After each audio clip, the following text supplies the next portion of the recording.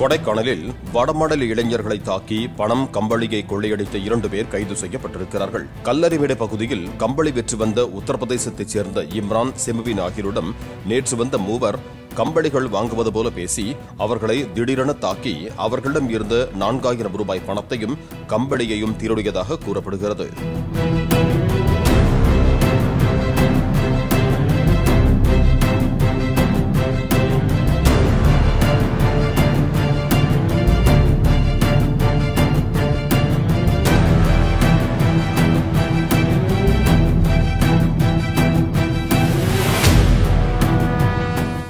Play store மற்றும் app ஸ்டோரில் இருந்து பாலிமர் செயலியை QR கோடு மூலம் பதிவிறக்கம் செய்யுங்கள்.